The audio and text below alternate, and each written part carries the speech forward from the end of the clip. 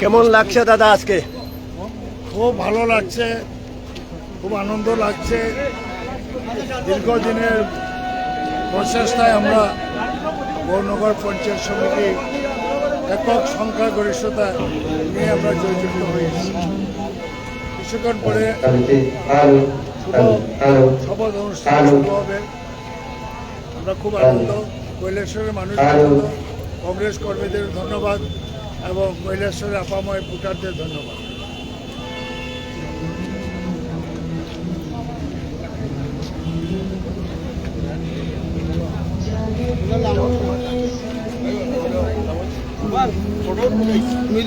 আপনারা রাস্তা দেন।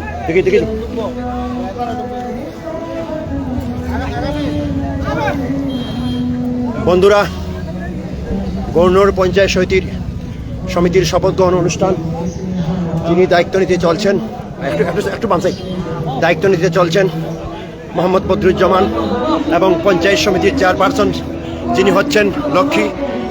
এই মুহূর্তের সবচেয়ে বড় খবর তারা পৌঁছে গেছেন পঞ্চায়েত সমিতির শপথ গ্রহণ অনুষ্ঠানে। বিগত 30 বছর পর এই প্রথম গৌরনগর পঞ্চায়েত সমিতি কংগ্রেস নেতৃত্বাধীন একটি বোর্ড গঠন হতে চলছে। কিছুক্ষণের মধ্যেই শপথ গ্রহণ অনুষ্ঠান।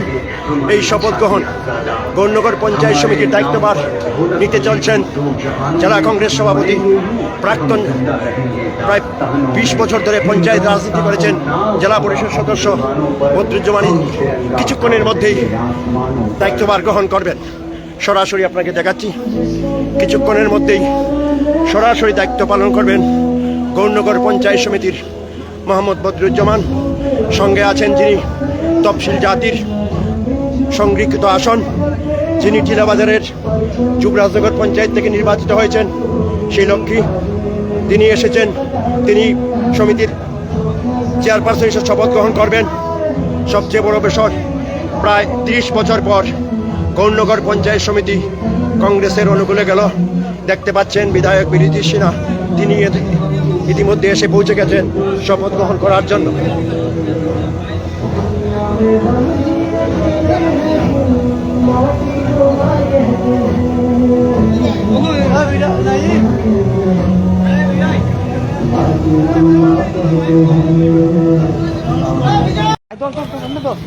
মোবাইল দরিয়া রাখ, টিপটুপ দিস না।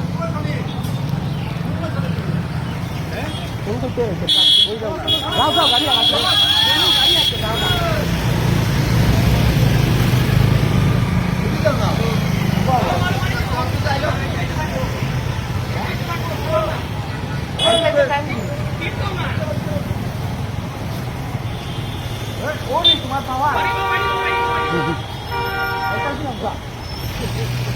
পাওয়ার নাই কোন গাড়ি আমার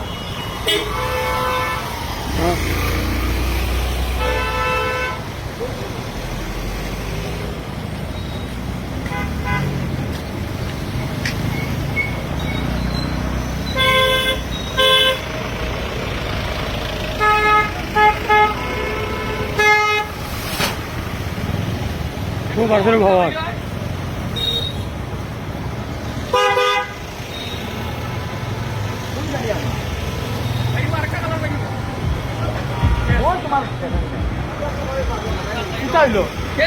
মিনিট ওটা নি, ও দেখছো নি তুমি ভালো লাগে নাই দেও, লাগাও লাগাও লাগাও, আমার গাড়ি আসবে।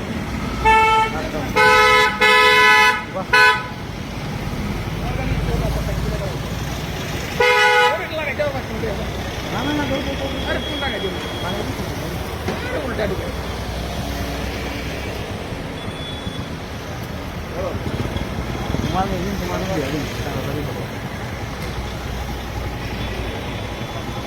কই বলে রো তারা